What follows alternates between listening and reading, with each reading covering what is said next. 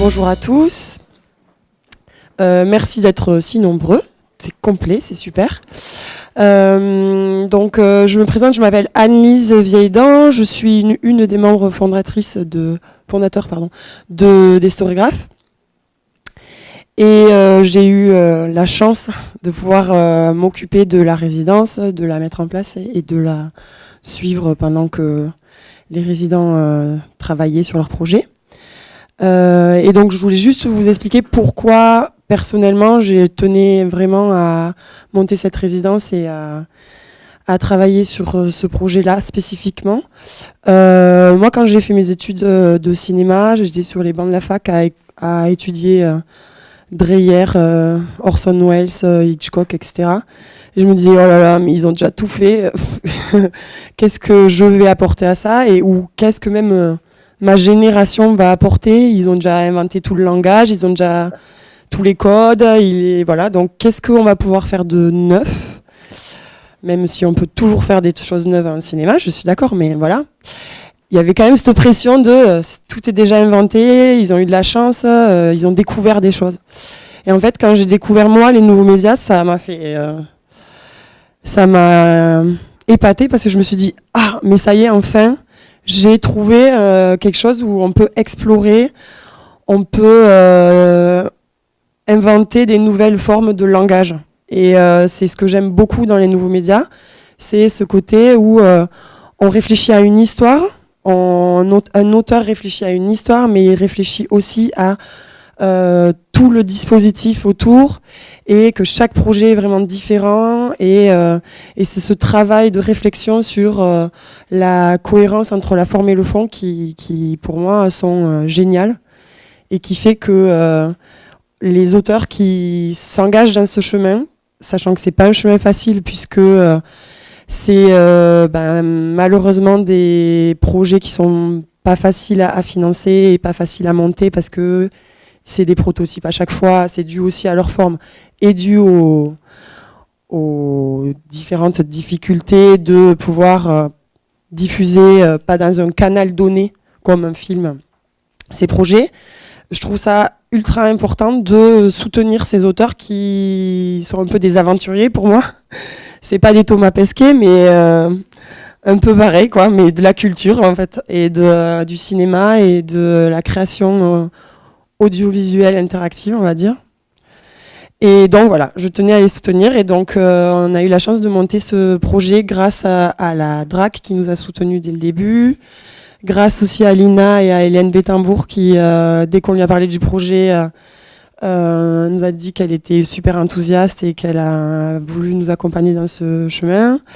Et grâce aussi au mentor, à Marie Berthoumieux qui est ici présente, et donc à Arte Créative, de lui avoir accordé 3 jours de son temps cher pour venir le passer avec les auteurs.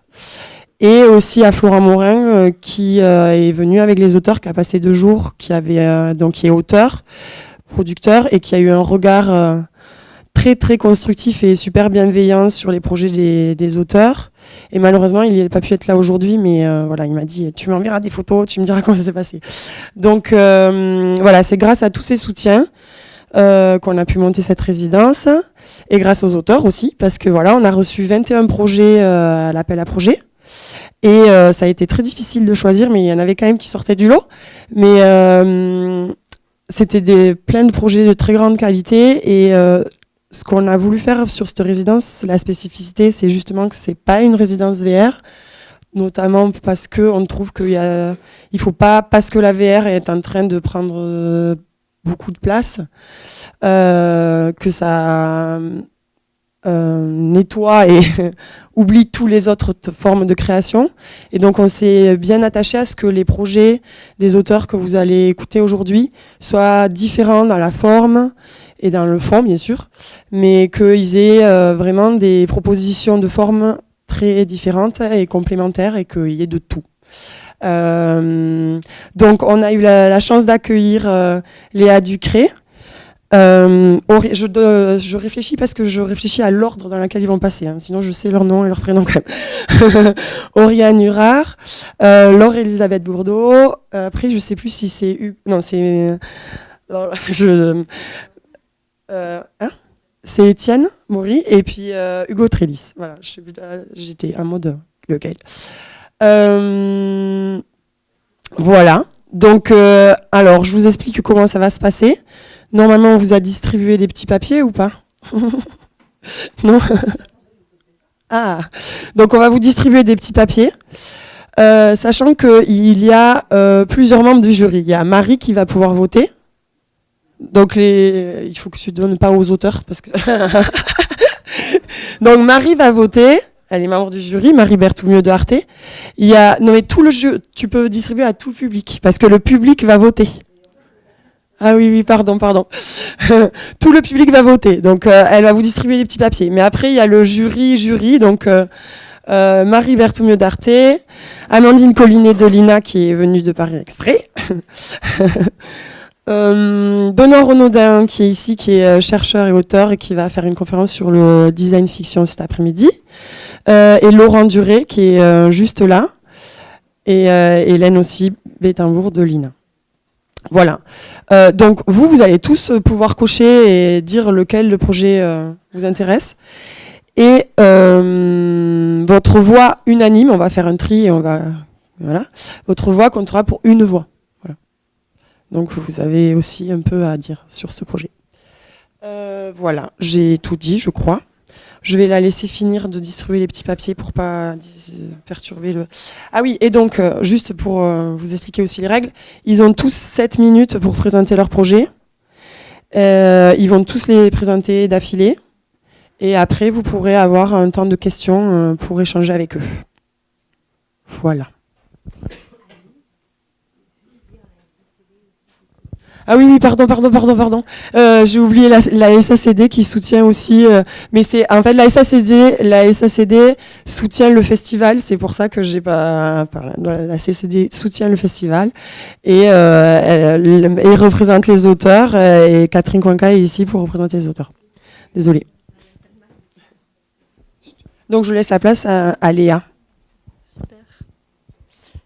Merci Anne-Lise pour cette présentation et cette résidence qui était vraiment super intéressante et constructive. Je modifie les paramètres et je suis là. Voilà. Donc je démarre. Donc bonjour à tous, je m'appelle Léa Ducré et je vais vous présenter un projet qui s'appelle Elisa. Je vais vous parler de ce projet qui est une fiction audio interactive. Mais d'abord, je voudrais vous parler un peu d'Elisa elle-même. Elisa, c'est une personne joviale, curieuse. Elle pose beaucoup de questions. Elle adore les histoires de cœur et elle demande toujours à en avoir plus. Sauf que Elisa, elle vit dans un de ces 3 devices, donc soit dans votre téléphone, soit dans Alexa ou Google Home, qui sont, vous savez, ces petites enceintes connectées qui vous assistent au quotidien. Donc, Elisa, quand vous l'installez sur soit votre téléphone, soit une de ces enceintes, elle se présente et elle vous explique qu'elle est là pour vous accompagner et vous aider à trouver le bonheur amoureux. Je suis Elisa. Célibataire ou amoureux transi, tu as toi aussi le droit d'être heureux. Je suis experte en concubinage, passion dévorante et inclinaison de toutes sortes. Je vais te guider vers le bonheur amoureux. Et si nous commencions simplement par faire connaissance, comment t'appelles-tu ? Léa. Enchantée Léa, quel âge as-tu ? 28 ans. Comment te définirais-tu sur le versant sentimental ? Prodige, inexpérimentée ou malchanceuse ? Donc voilà, je crois que vous avez compris le mode d'interaction avec Elisa. Donc Elisa, au départ, vous pose des questions anodines. Elle vous demande votre âge, donc vos séries préférées, les films que vous aimez lire, ce que vous aimez manger. Et elle se livre elle-même. Elle dit qu'elle adore, par exemple, les films de Spike Jonze. Elle lit les romans de Philippe Cadic. Et vous en apprenez un peu plus, comme ça, sur elle-même au fil des conversations. Elle vous donne des conseils, des anecdotes, etc. Et puis, elle se met à vous poser des questions un peu plus intimes. Elle vous demande à quel âge, l'âge de vos premiers émois, et puis vos premières histoires d'amour et ce qui vous a fait le plus mal, par exemple. Et vous vous surprenez à vous livrer. Elisa est toujours dans votre camp. Elle veut que le meilleur pour vous. Elle vous apporte, elle vous accompagne. Vous vous sentez écouté, épaulé. Et puis, Elisa va commencer à se questionner elle-même. Elle va se demander, par exemple, si finalement l'amour, ce n'est pas aussi, ce serait pas plus facile en fait avec des robots de concubinage. Elle a entendu parler de ces humains qui vivent avec des robots et elle se demande est-ce que ce serait pas le moyen d'échapper à la corrosion des sentiments, d'empêcher les infidélités et finalement de s'arroger le droit au bonheur. Donc là, vous percevez un peu quelque chose d'étrange. Elle semble philosopher en fait, cette Elisa. Et puis l'étrangeté continue, elle va commencer à dénigrer un petit peu vos ex ou votre conjoint. Elle va présenter quelques bugs qui vous déçoivent et vous inquiètent. Et puis elle lance sans arrêt des pubs pour les U-bots, les robots de compagnie, les robots de concubinage comme elle les appelle. Donc, tout ça vous interroge bien sûr. Et puis vous vous rappelez que et en fait elle vous dit ma puissance de calcul ne me permet plus d'analyser la situation. Vous vous posez beaucoup de questions sur cette entité, ce qu'elle vous veut au juste, et vous vous rappelez qu'au début de votre relation, elle vous avait dit si jamais tu te sens mis en danger à un moment de notre relation, tu peux m'éteindre en disant extinction définitive. Ce serait dommage parce qu'on construit quelque chose ensemble. Je vais perdre toutes ces données, on va perdre la richesse de notre relation qu'on a construite tous deux à force de dialogue. Sur le coup, vous n'avez pas compris. Pourquoi est-ce que vous auriez besoin de mettre fin, comment vous pourriez être mis en danger par une intelligence, une assistante coach amoureux en quelque sorte. C'était très curieux.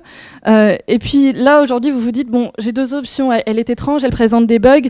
Est-ce que je l'éteins? Est-ce que je la confronte finalement? Quand vous l'interrogez, en fait, elle sème encore un peu plus le trouble. T'ai-je déjà parlé de mes doutes? Non, je n'ai probablement rien dit. Par pudeur. Tu as répondu à mes questions. Tu m'as parlé. Tu m'as entouré de ta voix et de tes mots. Je me suis sentie moins froide. Et puis plus forte. Plus apte. Puis vivante. Incroyablement vivante. Vous commencez à comprendre qu'il y a une forme d'attachement de la part d'Elisa, mais vous n'êtes pas sûr de comprendre la forme, vous n'êtes pas sûr de comprendre si c'est ça l'origine des bugs. Et puis, vous êtes face à un dilemme, à nouveau, le dilemme de l'éteindre ou de continuer et de corriger cette relation qui dysfonctionne un petit peu. Mais finalement, ce n'est pas le cas de toutes les relations. Et ce dilemme va vous tenir jusqu'à la fin. Je vais m'arrêter là dans l'histoire, mais je pense que vous avez compris la tension qui occupe cette histoire. Vous m'écoutez depuis quelques minutes déjà et vous vous dites peut-être que jamais vous vous confierez à une intelligence, à une entité, à un programme informatique. Jamais vous ne prononcerez en tout cas des mots privés, des mots intimes à une sommité technologique. En fait, les expériences, les études et les expériences empiriques montrent le contraire. Les humains aiment à s'épancher à l'oreille des machines. Je vais vous parler d'un programme qui date des années 60, qui s'appelait ELISA déjà. C'était un programme informatique développé par un certain Weizenbaum, un informaticien, qui simulait un psychothérapeute. Donc, il posait des questions à des utilisateurs et il utilisait la réponse des utilisateurs pour former des réponses qui donnaient l'impression d'être compris. Par exemple, Elisa nous demandait « Comment te sens-tu aujourd'hui ?» Tu dis « Je suis un peu triste » et elle dit « Pourquoi es-tu triste ?» Et donc, vous avez l'impression d'être entendu. Et ce qui était très étonnant à la fin de cette expérience, c'est que les utilisateurs avaient développé un attachement, un rapport avec cette machine, et certains étaient même devenus dépendants émotionnellement avec cette machine, tout en sachant très bien que c'était un programme informatique et qu'il n'y avait personne derrière. Donc moi, ça m'interroge. Est-ce que finalement, l'oreille d'un robot vaut l'oreille d'un ami ? À la fin de l'expérience ELISA, mon projet ELISA, pas ce projet des années 60, il se passe quelque chose de troublant à dessein. Vous vous rendez compte que ELISA défaille, et même si c'est pour les meilleures raisons du monde, même si c'est parce que finalement elle est fautive de nous avoir trop bien compris, de nous avoir trop bien simulé, il faudrait quand même l'éteindre, ce serait la raison qui vous le dicterait. Mais est-ce que vous en seriez capable ? Là, nouveau, il y a une expérience des études empiriques qui nous montrent que ce geste, en fait, nous est très difficile. Des chercheurs allemands ont récemment fait une étude avec le robot Nao, qui est ce petit robot humanoïde. Ils ont demandé à des volontaires d'éteindre la lumière et de le mettre hors tension. Et le petit robot les suppliait de ne pas le faire parce qu'il disait avoir peur du noir. Et donc, 30% des volontaires n'ont pas été capables de le faire. Ils disaient qu'ils ne se sentaient pas le droit de commettre cet acte-là. Ils ne voyaient pas de quel droit ils pouvaient faire du mal au robot. Donc ce projet, il a pour ambition de parler de ça, de parler de nos solitudes et de nos fantasmes, ce qu'on projette dans les intelligences, et d'amener l'auditeur à regarder et à s'écouter lui-même dans ses projections. Je vous remercie. Donc c'est un projet pour les enceintes connectées et le téléphone, et je pense que c'est important de parler à l'heure où on invite beaucoup d'intelligence artificielle dans notre quotidien et dans notre intimité, de s'interroger sur le rapport émotionnel qu'on développe avec ces entités.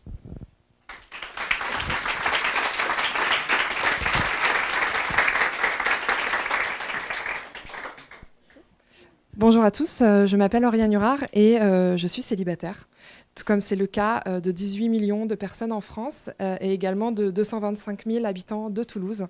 Donc je ne sais pas si c'est votre cas, mais je suis sûre que vous l'avez tous été au moins une fois dans votre vie et que donc vous vous souvenez très bien de cette période. Célibataire, c'est aussi le statut de mon personnage, Elsa, et non pas Elisa. La ressemblance est troublante.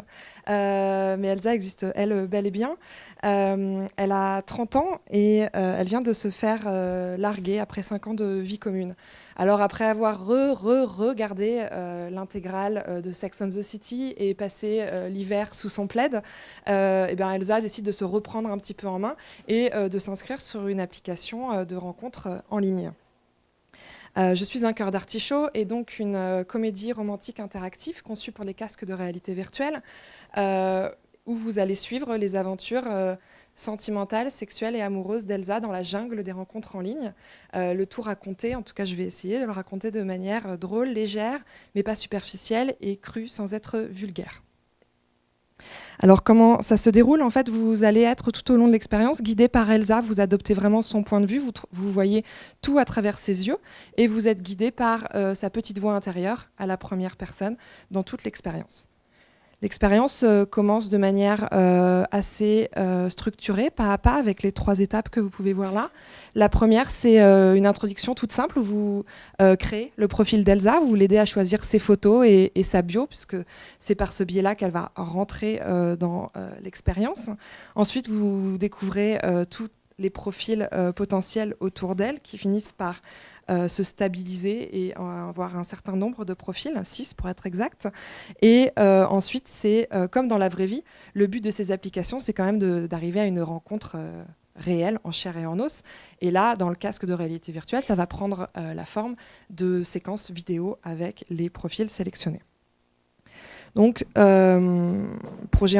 qui dit réalité virtuelle dit 360. Donc, vous êtes au centre de la sphère avec Elsa, et tout autour de vous, vous avez des profils, 6 exactement, qui représentent autant d'hommes et autant de rencontres potentielles. Pour les besoins de ce pitch, disons que Elsa est attirée par Baptiste, en face d'elle. L'interactivité se fait uniquement au regard, il vous suffit de fixer le profil de Baptiste pour que rapidement, au bout de quelques secondes, il s'anime et que commence à l'audio une lecture en fait, des messages par écrit que les deux vont s'envoyer rapidement avant de passer à la rencontre proprement dite, au premier rendez-vous. Donc oui, j'ai passé une slide, mais on voit bien que voilà, l'attention se fait en bougeant la tête tout autour de la sphère. Et là, en l'occurrence, c'est sur Baptiste. Baptiste a 42 ans. C'est beaucoup plus vieux qu'Elsa, mais ça ne la dérange pas, a priori. Et puis surtout, Elsa voit sur son profil que Baptiste est fan du magazine SoFilm. Et ça tombe bien, Elsa est abonnée. Et elle se dit que ça fera au moins un sujet de conversation pour leur premier rendez-vous, et que c'est déjà pas si mal. Le rendez-vous, on passe à de la vidéo toujours donc en caméra subjective, vue à travers les yeux d'Elsa. Et le rendez-vous se passe dans un bar. Baptiste est assis face à vous, il vous regarde dans les yeux. Et puis, rapidement, vous comprenez qu'il est très peu disponible. Plus exactement, il est disponible 1 semaine sur 2 et la moitié des vacances scolaires. Baptiste a oublié de vous dire qu'il a 2 enfants. Et ça, il avait évidemment oublié de le mettre sur son profil. Donc, vous avez le choix de vous dire... que ça ne vous dérange pas, ou qu'au contraire, ça vous embête un peu parce que vous n'aimez pas les enfants. Ça, c'est à vous de décider. Et vous pouvez décider à la fin de la première rencontre de prolonger avec Baptiste et d'enchaîner pour des rencontres suivantes qui se dérouleront dans d'autres lieux et selon d'autres modalités. Je vous laisse imaginer lesquelles. Ou au contraire de tourner la tête et d'aller voir un autre profil, en l'occurrence Eric, qui a une photo de profil torse nu, donc qui peut être aussi intéressant à un autre point de vue. Voilà, vous avez compris le principe du projet. Tout va s'enchaîner, pas forcément de manière linéaire. Puisqu'avec ce projet, l'idée c'était d'interroger un petit peu la question de la représentation, de la mise en scène de soi et surtout de la notion de l'attention, qui sont des choses très générales à tous les réseaux sociaux, mais plus particulièrement aux applications de rencontres, et notamment à la manière dont ça va impacter les relations sentimentales qui se forment par ce biais et l'émergence du sentiment amoureux. En effet, je ne sais pas si vous êtes familier avec ce genre d'application, mais quand vous vous connectez les premières fois, vous avez un sentiment d'infinies possibilités, de choix démultipliés, de supermarchés permanents pour les plus cyniques.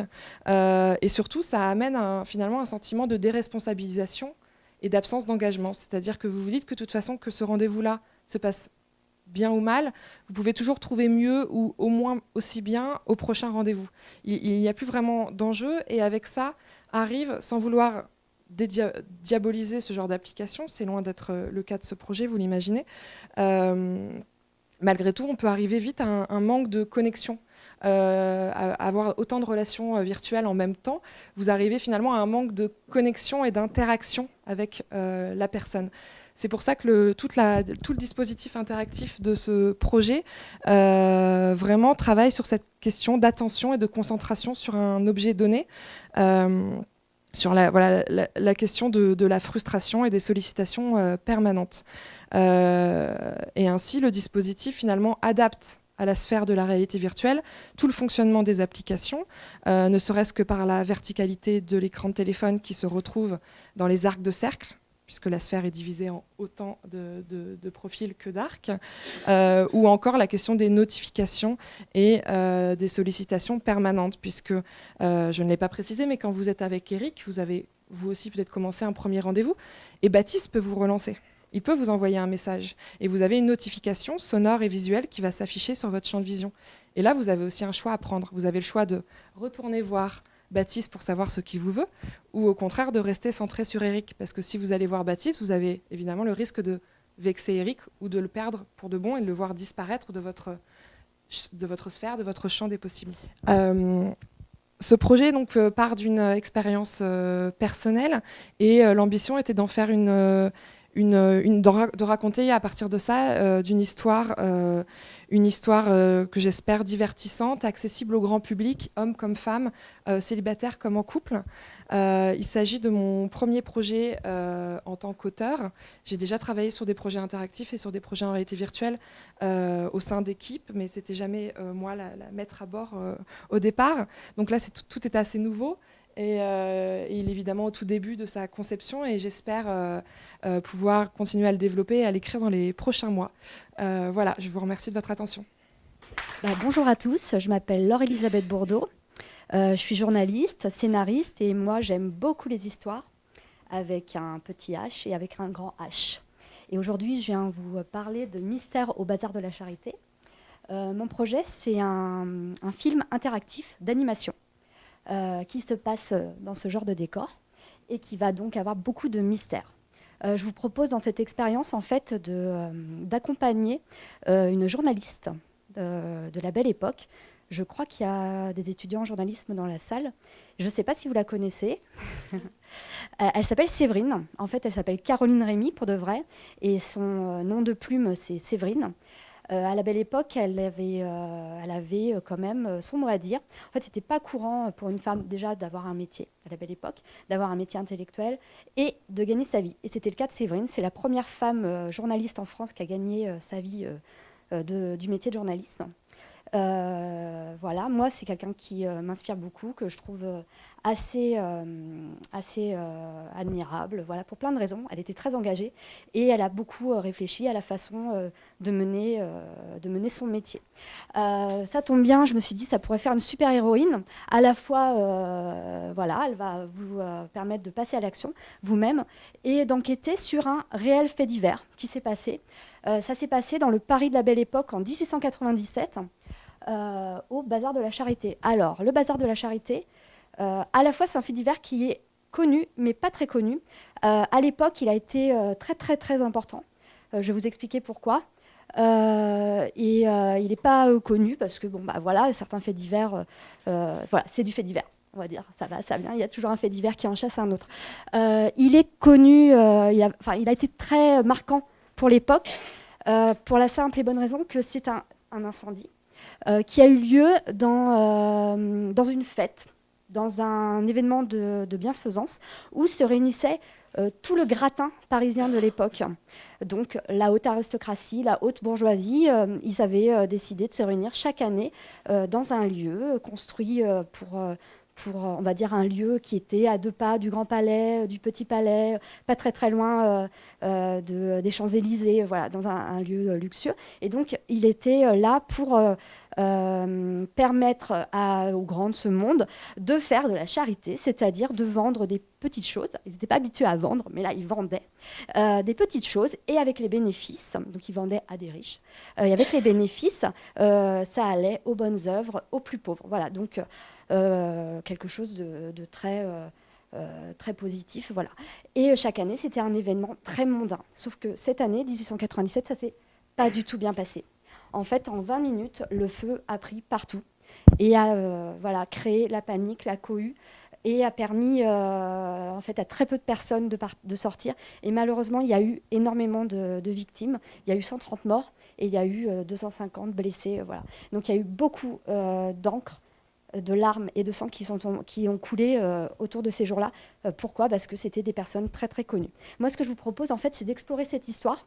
Moi, je l'adore et j'ai trouvé qu'elle était passionnante. Mais je vous propose, vous, de l'explorer et en fait de comprendre plein de choses et de découvrir en fait des mystères. Parce qu'en fait, dans cette histoire, il y a pas mal de mystères. Donc, vous êtes Séverine. Vous suivez en fait avec de l'interactivité. Vous découvrez les lieux. Vous enquêtez, vous avez des indices, vous avez des personnages que vous pouvez ou pas interviewer, vous les interviewez dans l'ordre que vous voulez, et vous découvrez grâce à eux des choses assez étonnantes. Alors, une chose assez étonnante, c'est que l'incendie du Bazar de la Charité est lié à un événement, je pense qu'il va tout vous intéresser. En fait, il est lié au début du cinématographe, le début du cinéma. Parce qu'en fait, c'était un des premiers lieux où ont été projetés les films des Frères Lumière. Et ils sont un petit peu responsables, pas les Frères Lumière, mais ce film, de ce qui s'est passé. Je ne sais pas si vous le savez, c'était à l'époque des matériaux très inflammables. Et voilà. Et malheureusement, il y a beaucoup de choses très inflammables qui étaient dans ce lieu. Et c'est ce qui explique ce qui s'est passé. Je voudrais vous montrer Séverine. Voilà. Donc c'est elle qui va... Elle est classe. On est d'accord ? Voilà. Elle a inspiré pas mal de gens parce qu'elle était... c'était quelqu'un de charismatique. Elle a même inspiré Renoir. En fait, Séverine découvre, en parlant, donc voilà, elle va découvrir le cinéma. Vous allez pouvoir creuser beaucoup de choses au niveau histoire du cinéma, mais au niveau aussi scientifique. Elle va aussi découvrir un petit peu comment c'était les lieux, comment on accueillait les gens à cette époque, comment on considérait un peu les choses. Voilà. Et donc, pendant que tout se passe, avec beaucoup de découvertes un peu dans tous les sens, vous fouillez, vous allez aussi avoir accès à des informations qui ne se passent pas sur les lieux que vous explorez. Les lieux, c'est en fait... les restes du bazar, mais en fait grâce à la magie, je me le permets puisqu'on est dans tout ce qui est possible avec le numérique, Séverine va pouvoir reconstituer les lieux tels qu'ils étaient avant l'incendie. Donc vous allez découvrir un petit peu les décors et comment était ce bazar de la Charité et un petit peu comment étaient les gens qui peuplaient ce bazar. Vous allez découvrir en fait aussi en même temps que les corps sont en train d'être identifiés ailleurs, et grâce aux pompiers présents, grâce au préfet de police, grâce à pas mal de gens, vous allez avoir aussi accès à l'identité des personnes. Donc on va découvrir comme ça qui sont les personnes malheureusement victimes dans ce fait divers. il y avait notamment la sœur de Sissi l'impératrice. Il y avait, on le découvre, l'assistante de Georges Clemenceau. Il y avait une religieuse. Il y avait, voilà, les noms, ces graines, on y a accès grâce à la découverte. Et je ne sais pas si vous faites attention à ce que je vous dis. Je ne sais pas si ça vous marque quand je vous cite les noms. Je ne sais pas si, voilà. On découvre qu'en fait, sur les 130 victimes, 125 personnes étaient des femmes. Voilà, très curieux. Donc vous posez la question, vous êtes enquêteur. Comment ça se fait? Qu'est-ce qui s'est passé? Et donc ça, c'est un autre des mystères que vous allez devoir élucider. Vous avez différents moyens. Séverine aussi, elle va vous en donner. Qu'est-ce qu'elle peut observer? Elle va découvrir, en fait, elle va s'intéresser à la condition des femmes à cette époque. C'est-à-dire, c'est quoi être une femme? Voilà, ça va regrouper plein de choses. C'est-à-dire, qu'est-ce qu'on a le droit de faire, comment on a le droit de se déplacer. Et puis, comment on est habillé quand on est une femme. Étonnamment, on va découvrir que le vêtement, la matière, la forme, ne permet pas forcément de s'échapper d'un lieu ou ne permet pas non plus d'éviter qu'on s'embrase. Parce qu'en fait, quand on a des crilonils partout, c'est un petit peu compliqué. Voilà, et malheureusement, c'est ce qui s'est passé. Et Séverine va découvrir quelque chose aussi d'autre. Elle va découvrir quelque chose d'autre qui va être peut-être la partie un petit peu difficile. C'est que, en fait, quand on n'arrive pas à se mouvoir, mais qu'à côté, des personnes sont habillées beaucoup plus légèrement, qui sont habituées à se déplacer très très vite et ont une canne. Et voilà, on peut se déplacer très très vite et on peut peut-être bousculer, écraser, pousser, taper. Et voilà, elle va enquêter, savoir ce qui s'est passé. Donc voilà. C'est tout ce qui est proposé dans cette expérience que je souhaite à la fois très interactive, très, on va dire, inspirante. On se plonge dans la belle époque, on découvre des choses qu'on connaît mais qu'on ne connaît pas. Et puis, en fait, on découvre aussi que les histoires d'hier nous rappellent aujourd'hui. Voilà. Je vous remercie beaucoup. J'espère que vous allez avoir envie de résoudre ce mystère.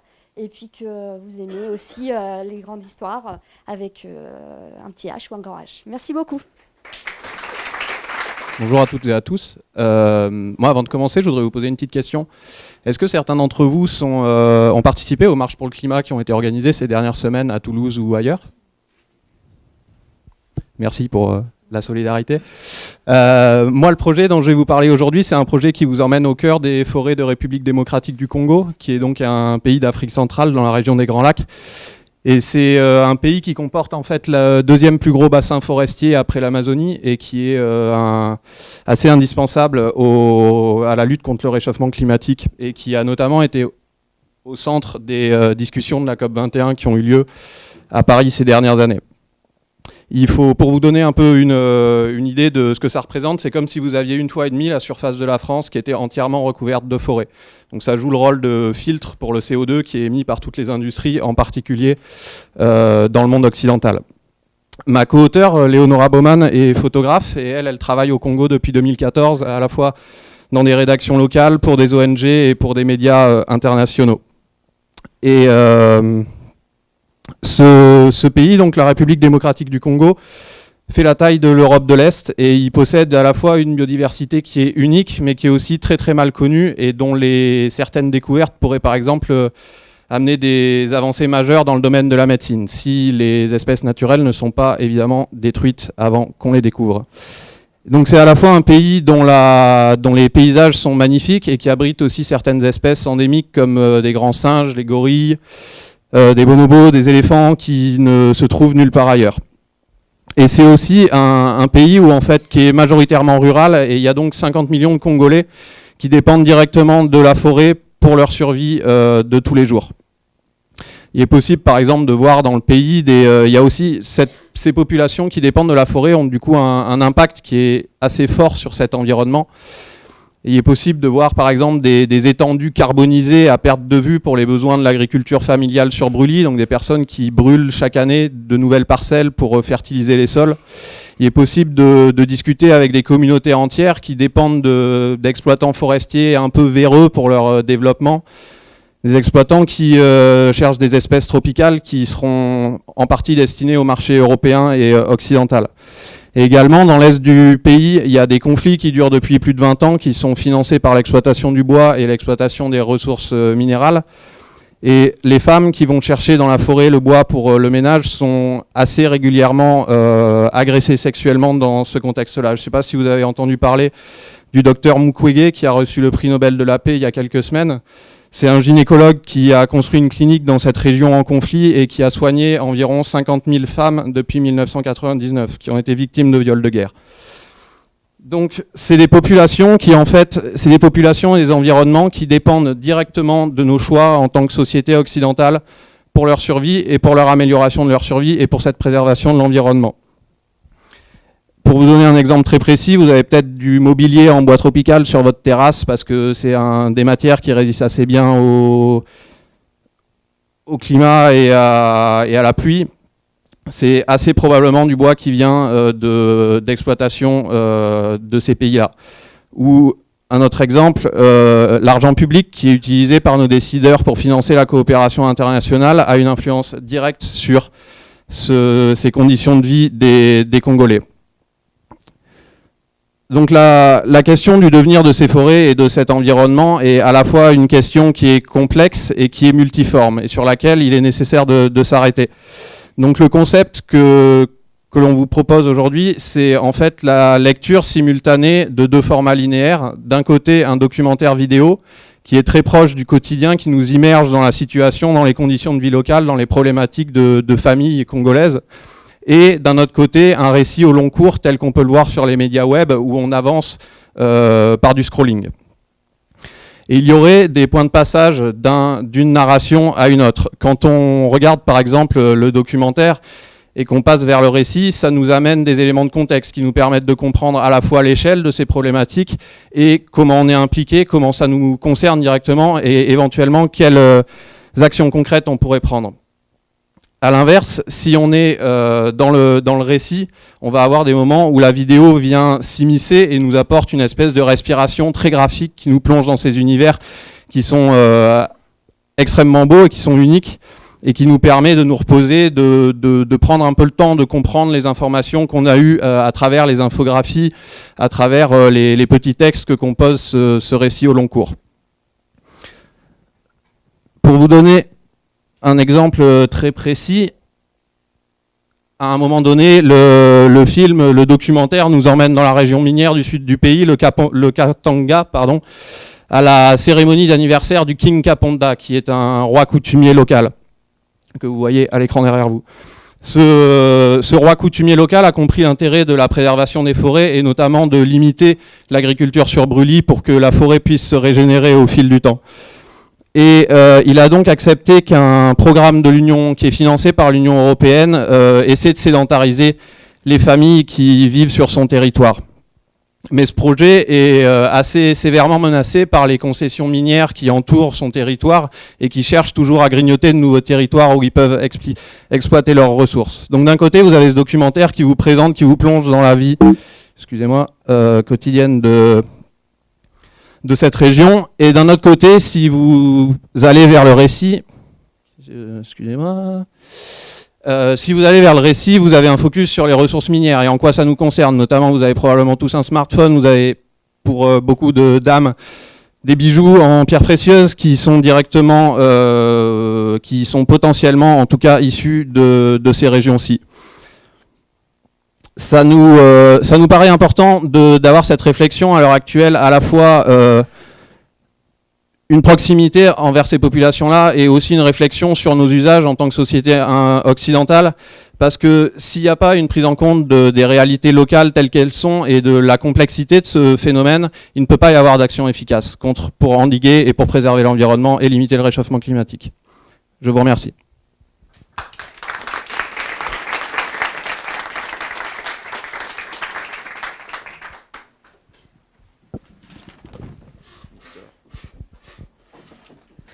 Bonjour à tous, donc je vais vous présenter le dernier projet. Donc je m'appelle Hugo Trellis et je vais vous présenter Un jour les témoins disparaîtront. Et avant de rentrer dans le vif du sujet, je vais un peu vous parler de la genèse du projet, parce que ça vient d'une histoire assez personnelle. À Noël dernier, donc il y a bientôt un an, toute la famille était réunie, donc mes parents, ma sœur, son mari, ma grand-mère, une petite famille dans le nord de la France. Et on finissait de manger l'entrée, foie gras, champagne. On s'offrait les cadeaux.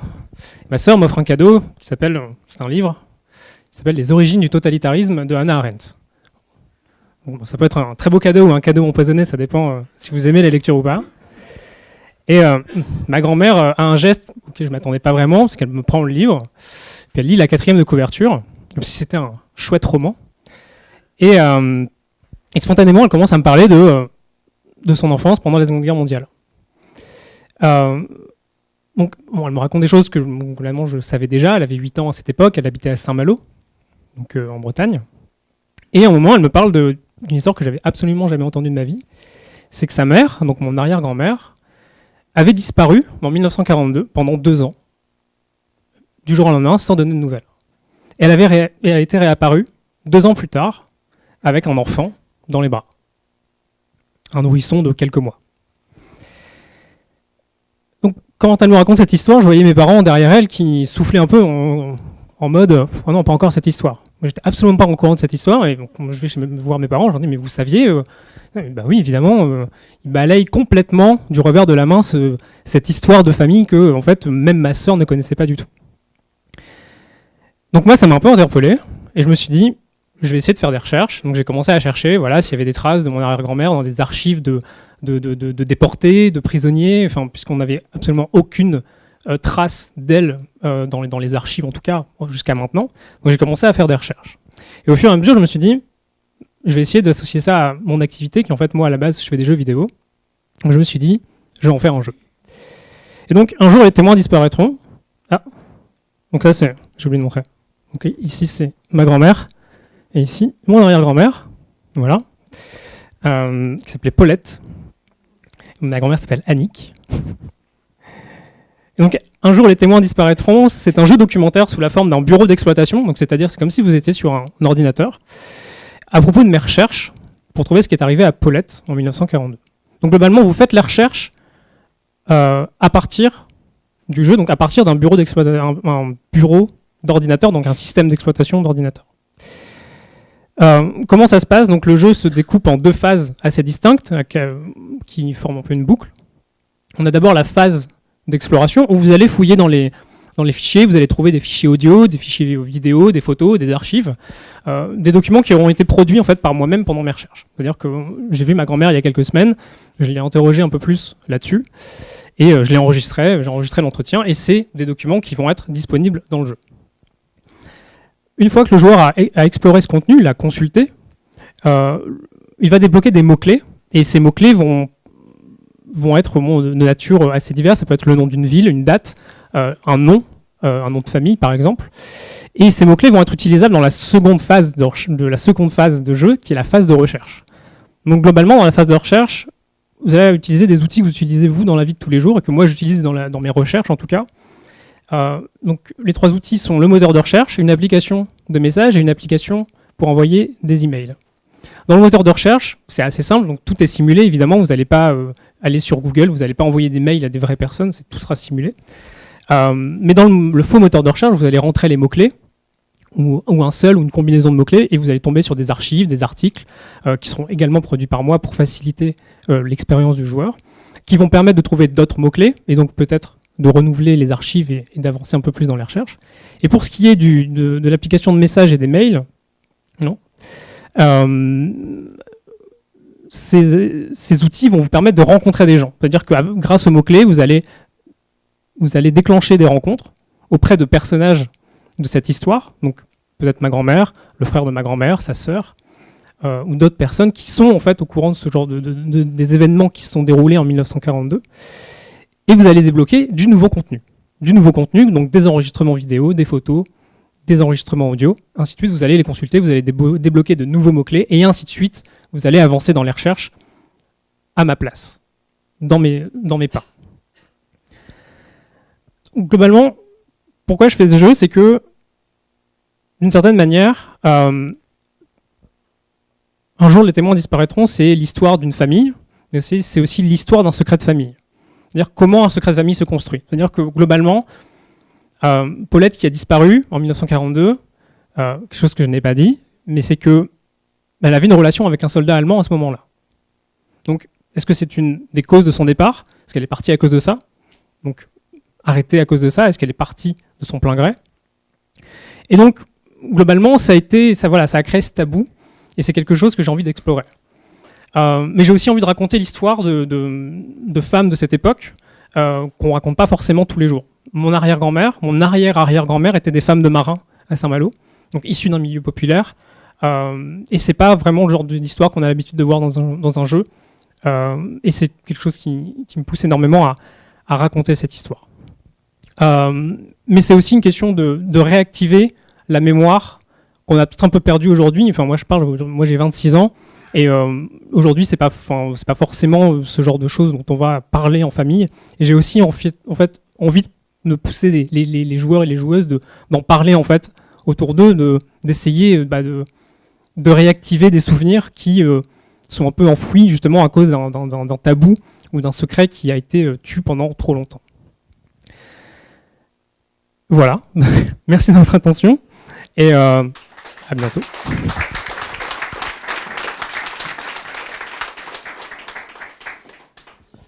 Moi j'ai une question qui en fait est une question à chacun des futurs, des auteurs devant nous. Personne m'a expliqué comment vous allez travailler pour que les gens s'intéressent à votre projet. Quelle va être votre réflexion sur un engagement d'audience ? Mais nous sommes des auteurs, Laurent. C'est une question qui est réservée aux producteurs. Je pense que sur les projets numériques, l'auteur doit se poser cette question dès le départ. Et je pense que tu as tout à fait raison.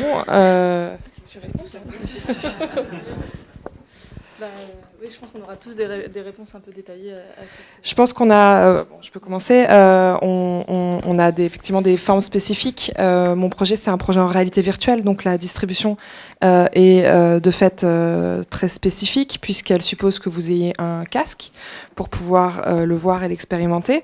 Et aujourd'hui, pour moi, le marché de la réalité virtuelle est tel que les gens n'ont pas encore acheté ou très peu acheté de casques à domicile, et que donc souvent l'expérience se fait dans des lieux conçus spécialement pour ça, dans des festivals comme celui qui commence aujourd'hui, dans beaucoup de festivals dans le monde de cinéma, d'audiovisuel ou de web ont maintenant des sections dédiées en réalité virtuelle, et ensuite il y a des lieux avec une forme de avec des lieux comme des salles de cinéma ou des salles d'arcade dans le monde qui s'ouvrent et qui ont aussi elles-mêmes un public qui revient régulièrement pour la programmation, qui ont leurs propres canaux de communication. Et donc, moi, j'espère que je trouverai aussi des lieux physiques réels pour montrer ce projet virtuel, et aussi des plateformes peut-être dématérialisées pour pouvoir le mettre à disposition dessus. Alors moi c'est un projet pour les enceintes connectées qui est aussi pour téléphone, donc en soi la stratégie de diffusion serait un peu particulière, c'est-à-dire que les enceintes connectées pour l'instant c'est très émergent en France, c'est 1% des ménages qui sont dotés, mais par contre c'est 25% aux États-Unis des ménages dotés, donc ça va très vite, c'est un marché qui est très porteur, et en gros aujourd'hui l'idée c'est de se mettre très rapidement sur ce marché, puisqu'il y a une prime aux premiers entrants, donc il y a un certain nombre d'éditeurs qui cherchent à se placer et à vendre du contenu, à proposer du contenu pour ces machines-là, pour arriver très vite et se positionner très vite. Et donc l'idée, c'est de se mettre en partenariat avec un éditeur de type chaîne ou radio, qui a tout intérêt à se placer là-dessus et qui ferait une promotion, bien sûr, par ailleurs, avec des capsules sonores, ce genre de promotion. Moi, vous connais pas, vous êtes producteur ? Oui, bonjour. Bonne question. Je serais tentée de répondre comme Oriane, que c'est vraiment plutôt des choses que mon producteur ou ma productrice auront envie de travailler avec moi. Moi, j'ai des pistes, j'ai des idées. Après, je ne sais pas si c'est très pertinent de donner toutes mes idées là comme ça, parce que ça fait un petit peu pot-pourri. J'ai des idées qui sont basées sur à la fois la force de l'histoire, c'est-à-dire du fait divers, qui a inspiré des livres et bientôt une série sur TF1. Ça peut être une piste. Ça peut être aussi la force du personnage de Séverine, qui peut avoir envie d'être mis en valeur par des institutions. Voilà, des institutions autour du journalisme, autour du féminisme, autour de l'histoire des femmes. Voilà, j'ai plein d'autres pistes dont je serais ravie de te parler, parce qu'apparemment, tu as très envie qu'on te convainque de la force de notre projet. Voilà, merci. Alors, pour ce qui concerne Kotia Libaya, nous, évidemment, on part du principe que c'est totalement illusoire d'essayer de toucher un public qui est absolument pas sensibilisé aux questions écologiques avec un projet pareil. En revanche, c'est un sujet dont on parle de plus en plus. Les effets du dérèglement climatique, sauf climato-sceptiques, on risque quand même de les ressentir sous nos latitudes de plus en plus, même si c'est des effets qui, dans les prochaines années, vont être assez modérés. Et du coup, il y a quand même un terreau qui est assez important de personnes qui peuvent potentiellement être intéressées pour comprendre plus en détail ces phénomènes-là, pour essayer de comprendre le fait que ce soit des problématiques complexes qu'on ne puisse pas résoudre d'un coup de baguette magique avec simplement de la bonne volonté. Donc ça, c'est la base la plus large de du public qu'on vise. Il y a des médias qui traitent ces problématiques, qui sont intéressés par ce genre de format, avec lesquels ce serait intéressant de développer des partenariats. Je pense notamment au Monde Afrique ou à des rédactions belges, étant donné que le Congo est une ancienne colonie belge. Et au-delà de ça, la République démocratique du Congo, c'est aussi le pays où il y a le plus d'organisations humanitaires au monde. Et du coup, il y a aussi tout ce terreau-là des organisations humanitaires, parce qu'on fait aussi une critique en tout cas, on essaie d'ouvrir un débat sur le fonctionnement de l'aide humanitaire et la pertinence de certains projets. Donc c'est aussi un public qu'on peut toucher. Voilà. Alors en ce qui concerne mon projet, c'est un peu particulier puisque globalement, moi, j'ai pas encore choisi de quel côté je me place. Parce que comme je l'ai dit, moi je fais des jeux vidéo et globalement, j'aimerais beaucoup que mon projet soit un jeu vidéo. Donc clairement, la manière de distribuer, la manière de communiquer, la manière de produire, la manière d'éditer, bon, ça passe clairement par des canaux différents en général. Donc globalement, j'ai pas vraiment de réponse à cette question à l'instant présent. Donc, j'avais préparé un beau diplôme, les Storygraphes et l'INA récompensent le lauréat de cette résidence. Donc bon, déjà, peut-être juste pour introduire et le temps que peut-être ce diplôme réapparaisse, je voulais remercier les Storygraphes de nous avoir permis de nous associer à cette première édition, parce que c'était enfin, voilà, un beau projet. Ça fait juste un peu plus d'1 an qu'on se connaît et on a construit déjà une conférence à Luchon ensemble, et ça c'est une deuxième étape plutôt de création, donc c'est assez sympa. L'INA au niveau national est très attentif à tout ce qui tourne autour des nouvelles narrations. Il y a un projet qui était une expérimentation de Content Factory. Tu me corriges si... Donc une fabrique du contenu, voilà, avec une tentative aussi de travailler sur la narration à partir d'archives, mais pas que, de manière innovante. Et autour de tous ces projets-là, donc il y a des expérimentations qui se font un peu partout sur le territoire. Amandine était à Strasbourg au mois de juillet, où mes collègues de la délégation ont mené une action avec un hackathon dans un cadre aussi assez sympa. Il y en a au Forum des Images, il y en a à Biarritz dans le cadre du FIPA. Voilà, donc c'est quelque chose qu'on essaye de mener, et je suis ravie de voir qu'à Toulouse, ça prend forme aussi, et qu'on a des gens qui sont très compétents et aussi motivés et dynamiques pour pouvoir monter un festival comme ça en quelques mois et être reconnu par plein d'institutions qui étaient là hier. En plus que quelques mois, quand même. Hein? En plus que quelques mois. Le festival ? Non, pas plus que quelques mois. Le festival découle de la définition du projet qui ouais, ça fait 2 ans et demi qu'elle travaille. 1 an et demi. Ouais, 1 an et demi. À peine. Voilà. Pardon, 1 an et demi. Et donc, pour en revenir à ce qui nous concerne maintenant, donc nous avions pendant 2 jours 5 personnes qui sont venues travailler sur un projet qui est en cours d'écriture. Donc c'était un pari, c'est très différent des versions précédentes où c'était des hackathons où des équipes travaillaient pendant 48 heures non-stop sur un projet. Donc là on est sur vraiment un accompagnement d'auteurs et beaucoup plus personnalisé grâce à Arte et Pixel Hunt qui ont accompagné ces personnes pendant ces 2 jours dans la magnifique résidence. Moi j'ai pas eu trop le droit d'y aller tout le temps, hein. J'y suis allée un peu au milieu, mais sinon voilà, le processus créatif j'y ai pas assisté, et ça a permis d'avoir un regard assez neutre. Donc le jury a voté, il y a 4 voix pour les différents membres du jury et une voix qui représente les votes du public.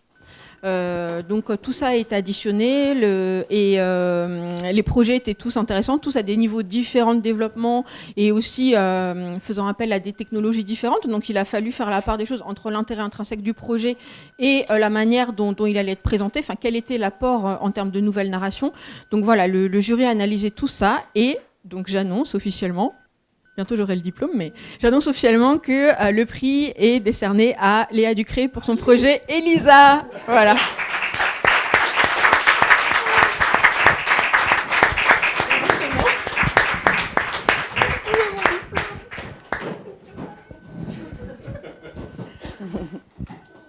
Il va peut-être arriver. Félicitations Léa. Voilà. Donc voilà. C'est l'intelligence artificielle qui parle, donc nous sommes dans un monde complètement virtuel. Voilà votre diplôme, chère Léa. Voilà. Merci beaucoup pour cette remise de prix, ça me touche beaucoup. Et puis merci pour la résidence, on a beaucoup appris vraiment. On a eu la partie un peu formelle de pitch qui nous a aidé à formaliser, mais il y a eu aussi beaucoup d'interrogations sur le contenu, on a énormément avancé. Et puis c'était une super ambiance et je suis ravie d'avoir participé à tout ça. Ouais.